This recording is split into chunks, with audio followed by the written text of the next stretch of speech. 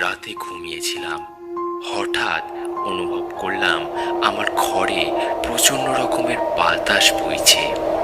মনে হচ্ছে কোনো ঘূর্ণিঝড় আমার রুম দিয়ে যাচ্ছে।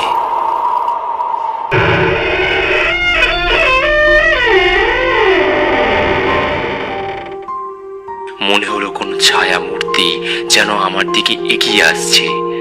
ছায়া মূর্তিটা যত কাছে আসছে ততই যেন গায়ে এক অজানা শিহরণে ছেয়ে যাচ্ছে। চোখ খোলার চেষ্টা করছি কিন্তু পারছি না। হঠাৎ বুঝতে পারলাম সেই ছায়া মূর্তিটা আমার অনেক কাছে, এতটা কাছে যে তার গরম নিঃশ্বাস আমাকে যেন বারবার জানান দিচ্ছে আমি এসে গেছি। কিছুক্ষণ পর সব শান্ত হয়ে যায়, শুধু পাশ থেকে কেমন পচা একটা দুর্গন্ধ নাকে এসে বাজছিল। আচমকা কি হচ্ছে কিছুই বুঝতে পারলাম না। এতক্ষণে আমার চোখও মনে হয় আলগা হয়ে আসছে। আমি আস্তে আস্তে চোখ খোলার চেষ্টা করতেই যা দেখলাম তার জন্য আমি মোটেও প্রস্তুত ছিলাম না। বাইরের ল্যাম্পপোস্টের আলোতে দেখতে পাই আমার ঠিক সামনেটাই কালো চাদর মোড়ানো কোনো অবয়ব।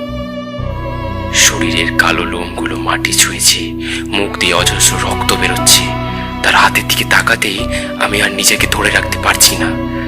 আমি দেখতে পাই সেই অবয়বটির হাতে একটা কাটা মাথা, যেটি আর কারো না, আমারই নিজের।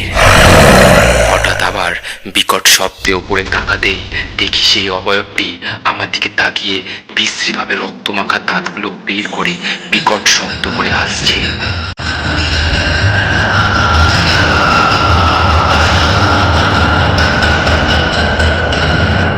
আমি অনুভব করলাম যে আমার চোখগুলো আর চেয়ে থাকতে চাইছে না। আস্তে আস্তে চোখ জোড়া মুছে গেলাম।